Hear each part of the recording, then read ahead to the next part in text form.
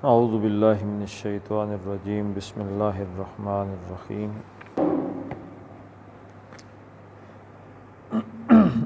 اس یاد کرو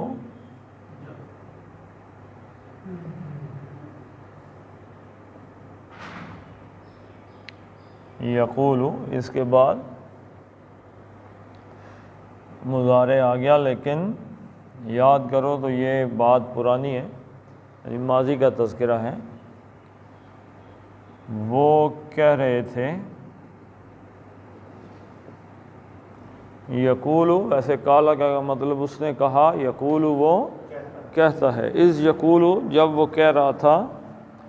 کون کہہ رہا تھا جی؟ المنافقون، جب منافق کہہ رہے تھے۔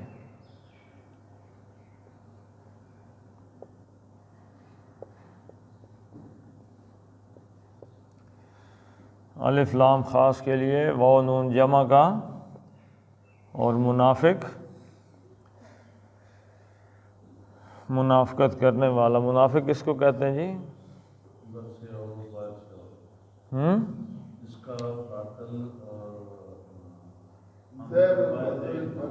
دو منہ والا، جس کے دو منہ، یعنی کہ کسی کے سامنے ایک منہ اور دوسرے کے سامنے دوسرا منہ۔ دوسرا معنی کیا ہے جی؟ ظاہر اور باطن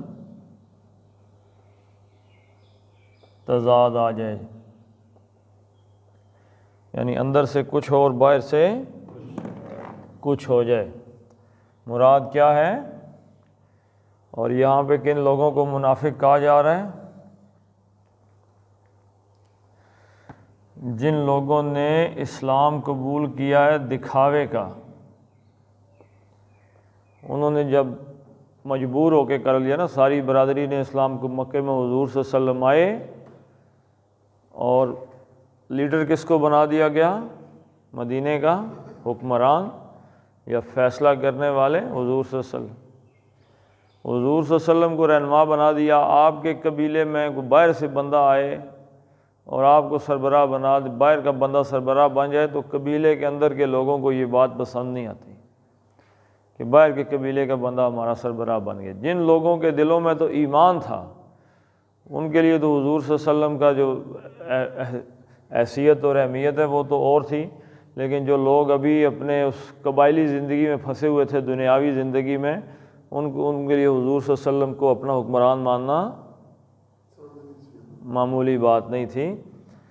تو اب بھائی نے اسلام قبول کر دیا، باپ نے کر لیا، چاچے نے، مامے نے، تو اب اس نے بھی ساتھ کر دیا، چلو ہم کیا کریں، پھنس گئے درمیان۔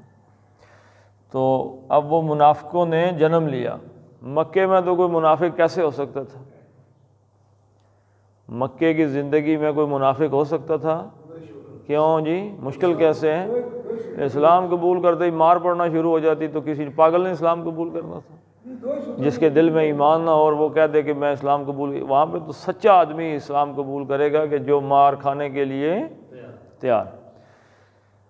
تو منافق وہ تھے جن کے ظاہر اور باطن میں فرق تھا، ظاہر میں اسلام تھا، اندر معاملہ کچھ اور تھا، یا پھر حضور صلی اللہ علیہ وسلم سے معاملہ گڑبڑ تھا۔ تو اذ یقول المنافقون، جب منافق کہہ رہے تھے، یعنی جن لوگوں نے، وہ تو خوش تھے کسی طریقے سے کوئی معاملہ ٹھپ ہو جائے ان کا۔ کیا کہہ رہے؟ یقول المنافقون، منافق کہہ رہے تھے، والذین فی قلوبہم مرض، واو اور، اب یہ یقول پہ واو عطف ہے، یعنی اور کون کہہ رہا تھا؟ الذین، الذین وہ لوگ کہہ رہے تھے جو، فی قلوبہم، فی بیچ میں، کس کے بیچ جی؟ قلوبی، قلوب کس کی جمع ہے جی؟ قلب ان کی جمع ہے۔ قلب کس کو کہتے ہیں؟ دل کو کہتے ہیں، قلب۔ اور اگر اس میں دو نقطوں کی جگہ کش لگا دی جائے کتا بن جاتا ہے، تو لہذا تجوید میں یاد رکھیں قاف موٹا پڑھا جاتا ہے۔ فی قلوبی ہم،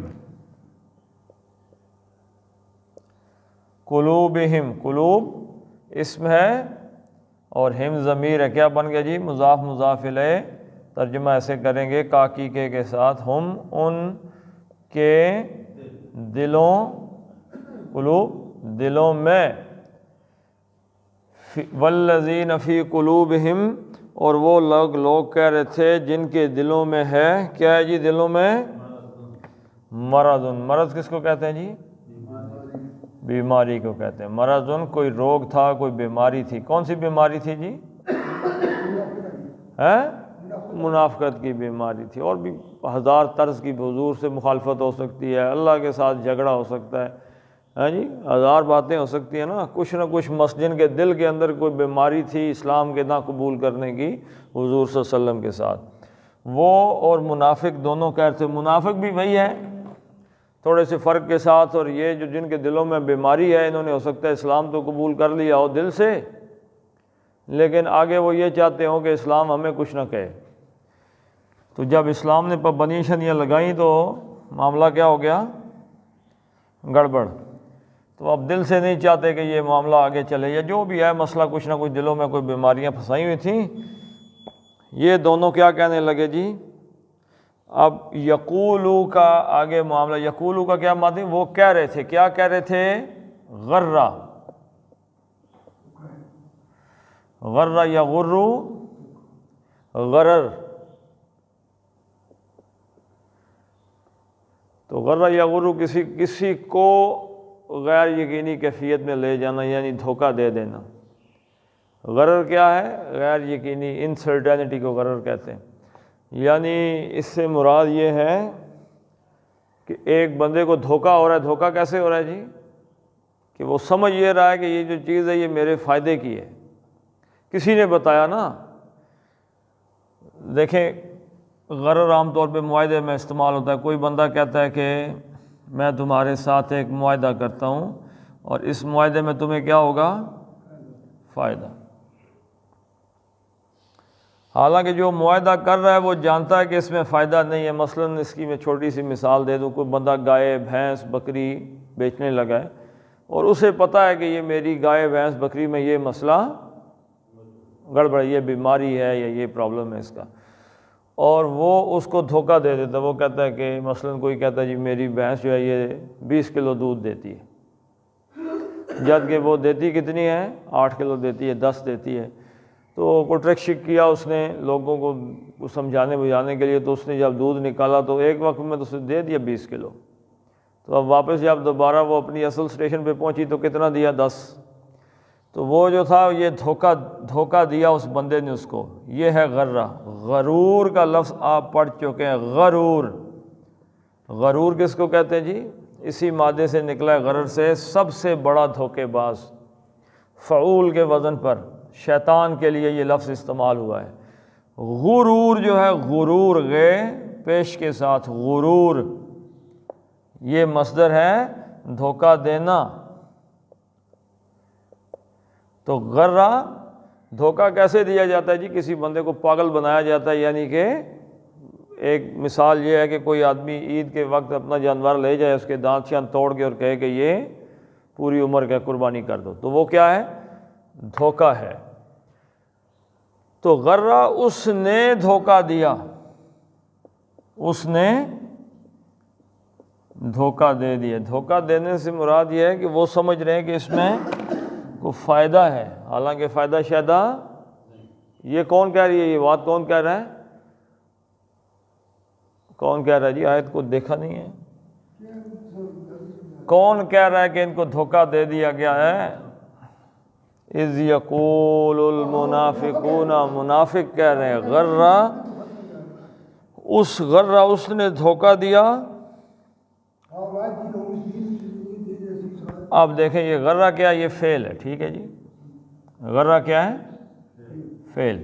غرہ اس نے دھوکہ دیا۔ اب اس کا فاعل کیسے پتہ چلے گا جی؟ یہ آپ کو جو پڑھاتے رہتے ہیں نا، اس پہ پیش آ گیا، اس پہ زبر آ گئی، کس لیے پڑھاتے ہیں؟ اب دو لفظ آگے غرہ اس نے دھوکہ دیا۔ ادھر ذرا غور کریں ان دونوں لفظوں پہ تو آپ کو کوئی تھوڑی سی اس بات کی سمجھ آئے۔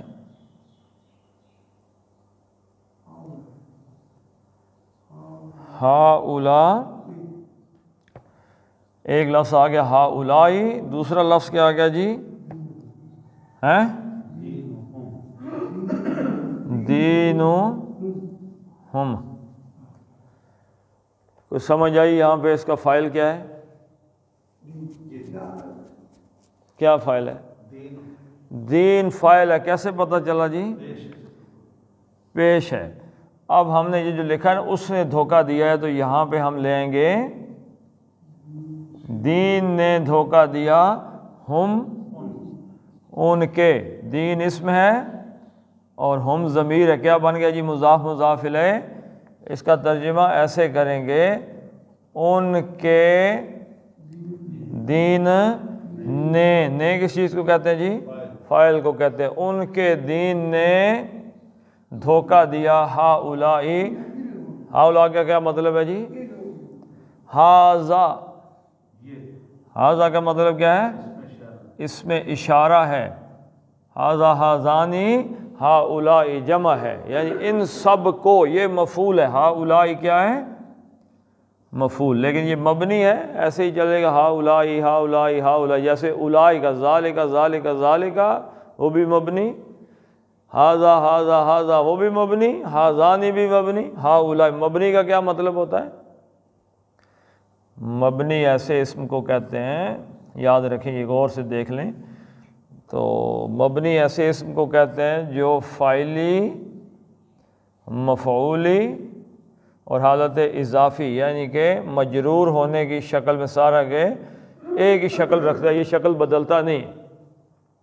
یہ آپ کو پڑھایا تھا کہ نہیں جی؟ بھول گئے؟ کیسی باتیں یاد رکھتے ہیں، وہ مثال پیش کریں نا جی۔ تو جیسے ایک لفظ ہے مسلم، مسلمن، یہ فاعلی حالت ہے، میم پہ پیش آ گئی نا، تو کیا ہو گیا؟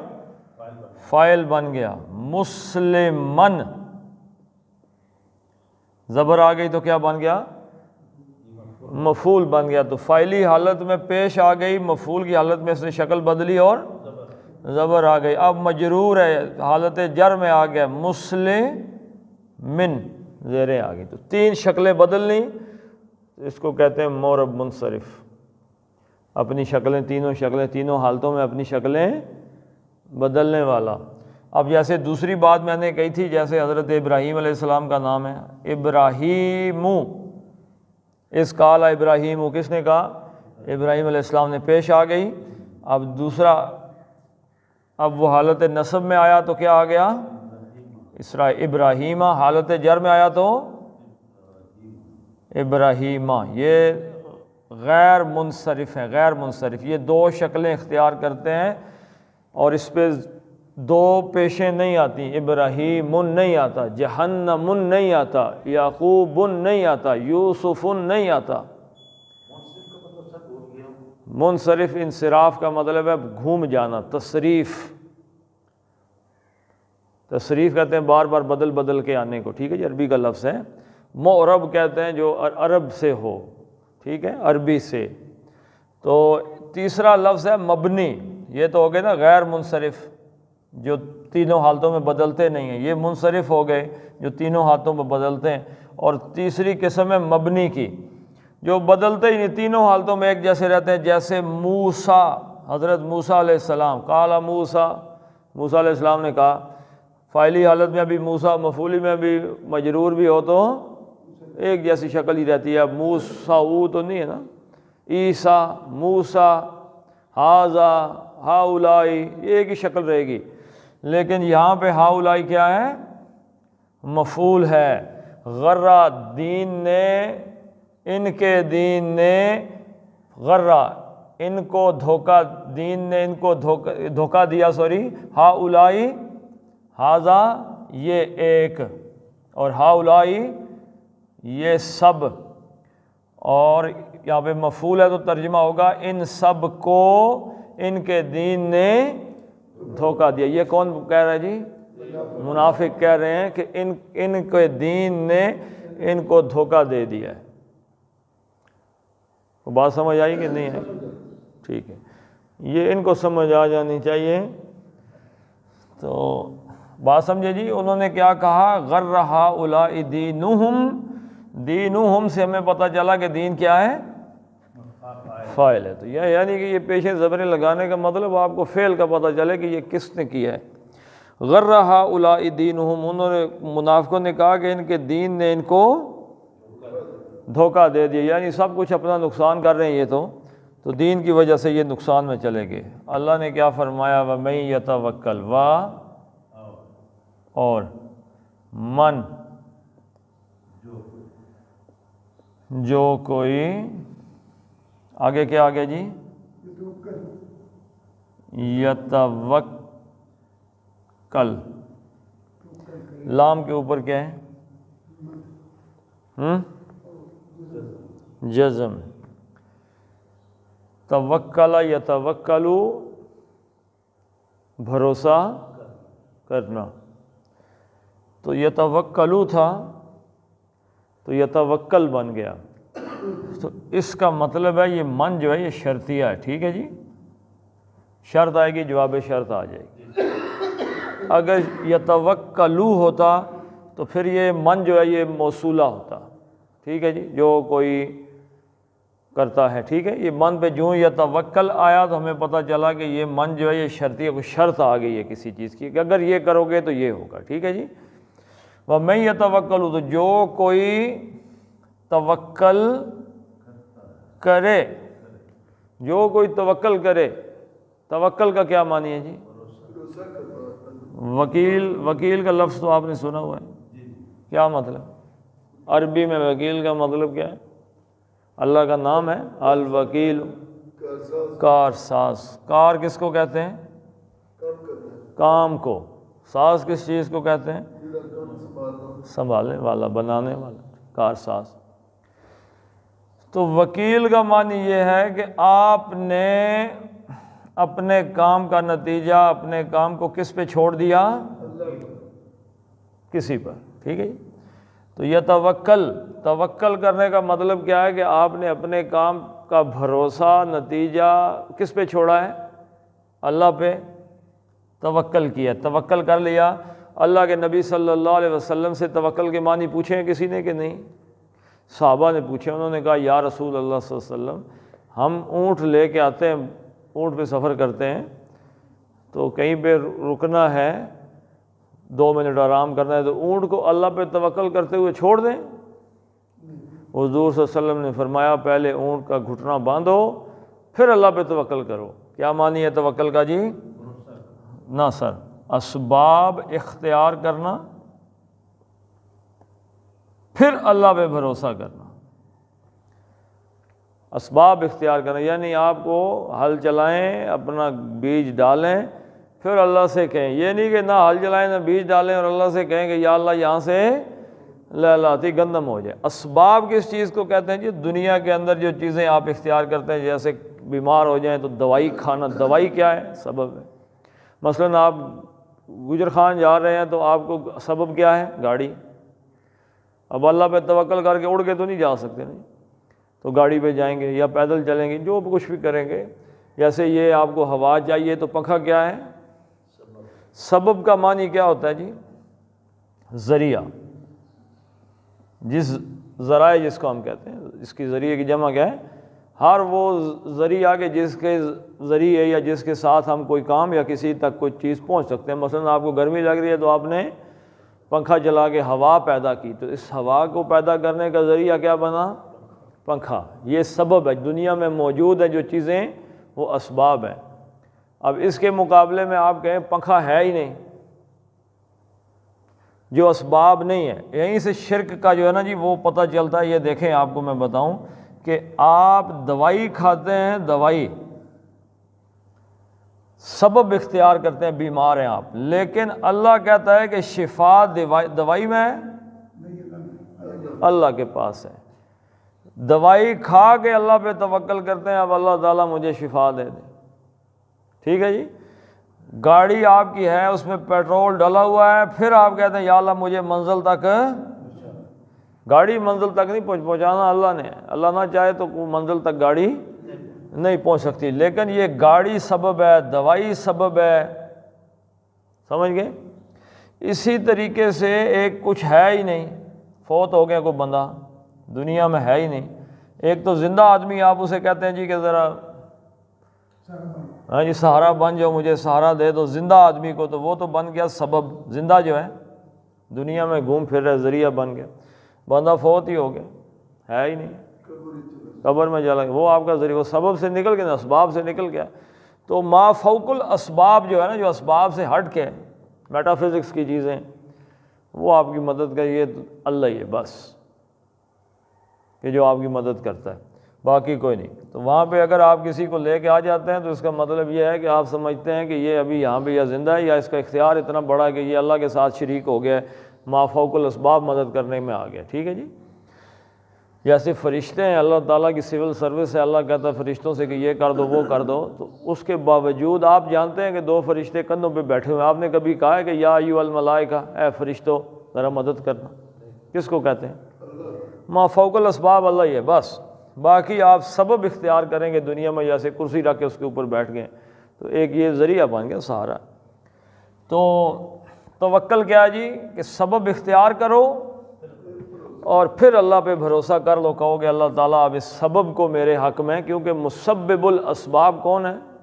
ذرائع کو ہمارے کام میں لگانے والا اللہ ہے۔ وَمَن يَتَوَکَّل، تو جو کوئی اختیار کرے، جس کسی نے اختیار کیا، توکل کیا، اللہ، اللہ کا مطلب اوپر، اللہ ہی، اب یہ جر ہے تو اس نے اللہ کو مجرور کر دیا، جس نے اللہ پر توکل، جو کوئی اللہ پر توکل کرے، من یتوکل علی اللہ فإن اللہ عزیز حکیم۔ اب دیکھیں یہ شرط تھی اور جواب شرط کس سے آ رہا ہے؟ فا سے، ٹھیک ہے جی۔ فإن اللہ، تو پس انا، بے شک یقیناً، اللہ، اللہ ہے۔ انہوں نے کیا کیا جی؟ مجرور نہیں کر دیا، منصوب کر دیا، حالت نصب میں لے آیا، یہ انا کا عمل ہے، اعلیٰ ترجمہ وہی رہے گا، بے شک اللہ تعالی ہے۔ وہ نے کہاں پہ آتا ہے؟ فعلیہ جملے میں، اللہ نے یہ کر دیا، فلاں نے یہ کر دیا، لیکن جب اسمیہ جملہ آتا ہے تو پھر اس کا معنی کیا آ جاتا ہے جی؟ ہے، ٹھیک ہے جی۔ اللہ تعالی ہے، اللہ کیا ہے جی؟ عزیزن، عزیز کس کو کہتے ہیں جی؟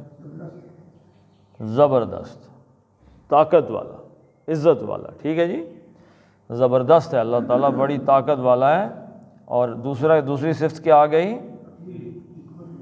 حکیم، ہیں جی۔ حکمت کس چیز کو کہتے ہیں؟ ویسے یہاں پہ ترجمہ آپ حکمت والا ہی کر دیں، حکمت ایک مشہور لفظ ہے، لیکن ایک اردو میں لفظ استعمال ہے تو عربی کا لفظ ہی ہے۔ مستحکم کس چیز کو کہتے ہیں؟ مضبوط کو۔ مضبوط کیا چیز ہے جی؟ آپ کہتے ہیں جی فلاں بندہ حکیم ہے، حکیم کا لفظ آپ نے سنا ہے؟ ہم یہاں پہ استعمال کرتے ہیں فلاں بندہ، تو ہمارے نزدیک حکیم کون ہے؟ دوائیاں دینے والا، جو اصل میں اس کا نام کیا ہے؟ طبیب، لیکن اس کو حکیم کہہ دیتے ہیں۔ علامہ اقبال کو کیا کہتے ہیں جی؟ حکیم الامت، امت کا حکیم۔ حکیم کس کو کہتے ہیں؟ کہ جس کا فہم، فراست جو ہے وہ بڑی مضبوط ہو، کچی بات نہ کرتا ہو، جب اندازہ لگائے کسی کی بات کے بارے میں سوچے تو صحیح نتیجے پہ پہنچے، مستحکم اور پکی بات کرنے اور پکی بات سوچنے والا، یعنی جس کے فیصلے میں، جس کی سمجھ میں کوئی جھول، کوئی خامی، کوئی کمی نہ ہو۔ تو اللہ تعالیٰ بڑا زبردست ہے اور بڑی حکمت ہے، بڑا مضبوط ہے اللہ تعالیٰ۔ آپ نے یعنی آپ سوچ کے کچھ گڑبڑ سوچ سکتے ہیں، آپ کی سوچ میں گڑبڑی آ سکتی ہے، آپ کم سوچ سکتے ہیں، نقصان والا سوچ سکتے ہیں، لیکن جب آپ نے اللہ پہ توکل کر لیا تو اللہ تعالیٰ جو فیصلہ کرے گا اس میں کوئی کمی خرابی، تو اس پہ توکل کر لیا، اللہ پہ آپ کام کر جائیں، اللہ کے کہنے پہ، اللہ پہ توکل کرتے ہوئے، اور نتیجہ کس پہ چھوڑ دیں؟ اللہ پہ۔ تو اللہ تعالیٰ اس نتیجے میں آدمی کو کبھی بھی نقصان آنے نہیں دیتا۔ اچھا، اس میں تھوڑی ایک بات میں ایڈ کر دوں، اللہ کے نبی صلی اللہ علیہ وسلم نے دعائے استخارہ سکھائی ہے۔ دعائے استخارہ، استخارہ کس چیز کو کہتے ہیں؟ خیر چاہنے کو، خیر مانگنے کو، بہتری۔ یہ در حقیقت اللہ تعالیٰ سے مشورہ ہے۔ آپ کو جب کوئی کام پھنس جاتا ہے، آپ سمجھتے ہیں کہ میں کسی سیانے بندے کے پاس جاؤں، جب کوئی بندے کی مشکل اس کے ہاتھوں سے آگے نکل جاتی ہے نا جی، وہ چاہے کھیتوں کی ہو، جانوروں کی ہو، ذات کی ہو، بچوں کی ہو، کاروبار کی ہو، کسی چیز کی ہو، تو بندہ اس ریلیٹڈ بندے کے پاس جاتا ہے۔ مثلاً آپ ہی کو گائے بیمار ہو گئی، دوائی دارو کیا، وہ جو ہمارے ٹوٹکے ماٹکے کیے سارے، گائے ٹھیک نہیں ہوئی، اب آپ کیا کریں گے جی؟ یا کسی ڈاکٹر کے پاس جائیں گے، یا کسی بڑے سیانے جو جانوروں کو سمجھنے والے بندے کے پاس جائیں گے مشورہ لینے کے لیے، بھائی مجھے مشورہ دو، بڑی قیمتی گائے ہے، بیمار ہو گئی ہے، ضائع ہو رہی ہے۔ وہ آپ کو مشورہ دے گا کہ ایسے ہے کہ وہ پہلے دیکھے گا، وہ آپ کو بتائے گا کہ آپ کی گائے کو فلاں بیماری ہے، اب اس کو فلاں ٹوٹکا کرو یا فلاں دوائی دو تو وہ ٹھیک ہو جائے۔ آپ وہ ٹوٹکا کرتے ہیں تو گائے ٹھیک ہو جائے۔ ٹھیک کس نے کرنی ہے ویسے؟ کرنی تو اللہ نے، شفا تو اس کے ہاتھ میں، لیکن وہ سبب بن گیا۔ اب آپ کا کوئی مسئلہ ہے مستقبل کا اور جائز بھی ہے، اس میں 2-3 آپشنز آپ کے پاس ہیں، اور آپ چاہتے ہیں کہ ان میں جو سب سے بیسٹ آپشن ہے، جو میرے لیے فٹ ہے for my future and my life, تو کس سے مشورہ کریں جی؟ اللہ سے مشورہ کریں۔ اللہ مشورہ دے دے دونوں میں سے کون سا رستہ اختیار کریں۔ مثلا بیٹے کی شادی کرنی ہے، یہ لڑکی بھی ہے، وہ بھی ہے، یہ بھی ہے، کس کے ساتھ شادی کریں؟ یا بیٹی کا رشتہ آیا ہوا ہے، اس کا بھی آیا ہوا، اس کا بھی رشتہ ہے، تو کس کو بیٹی کا رشتہ دیں؟ یا میں کاروبار کرنا چاہتا ہوں، یہاں گاؤں میں کر لوں یا فلاں جگہ کروں، یا یہ کروں، یا یہ کاروبار کر لوں، یا یہ کر، دونوں جائز چیزیں، تو کس سے مشورہ کرو؟ اللہ سے مشورہ کرنا، وہ استخارہ ہے۔ صحابہ فرماتے ہیں اللہ کے نبی صلی اللہ علیہ وسلم نے ہمیں استخارہ ایسے سکھایا جیسے قرآن سکھایا ہے۔ کبھی انشاءاللہ موقع ملا تو یہاں پہ وہ استخارے کی جو حدیث ہے، دعا ہے، وہ بھی لکھیں گے ضرور، تو وہ سیکھنی چاہیے۔ اللہم انی استخیرک بعلمک واستقدرک بقدرتک، یعنی اللہ تعالیٰ میں تجھ سے تیری قدرت کے ذریعے، تیرے علم کے ذریعے خیر چاہتا ہوں اس معاملے میں وغیرہ۔ تو اللہ پہ توکل کرتے ہوئے اللہ سے مشورہ کر لیں، اللہ سے مشورہ ہو جائے گا۔ وہ پڑھتے رہے دن کو، اس کے بارے میں عام طور پہ مشہور ہے جی، رات ہو، عشاء کی نماز کے بعد 2 نفل پڑھو، اس کے بعد دعا پڑھ کے سو جاؤ، رات کو خواب میں کچھ آئے گا۔ ایسی باتیں کوئی ضروری نہیں، نہ کوئی حدیث میں اس طرف کو پکا اشارہ ہے۔ اصل صورتحال یہ ہے کہ آپ وہ دعا پڑھتے رہیں، اللہ تعالیٰ آپ کے دل کو مائل کر دے گا اس طرف جو صحیح ہے۔ یعنی کہ اگر رشتہ ہے بیٹے کا کرنا ہے 2 گھروں میں سے ایک کی طرف، تو اللہ تعالیٰ آپ کا دل از خود اس گھر کی طرف مائل کر دے گا جہاں رشتہ کرنے میں آپ کو فائدہ، مستقبل اچھا گزرے۔ تو اللہ پہ توکل بھی کریں، اللہ سے مشورہ بھی کریں، تو انشاءاللہ کبھی بھی کسی کام میں ناکامی کا منہ نہیں دیکھ۔ چلیں پڑھ لیتے ہیں جی اس کو۔ وَإِذْ يَقُولُ الْمُنَافِقُونَ، آواز نہیں آئی جی، وَإِذْ يَقُولُ الْمُنَافِقُونَ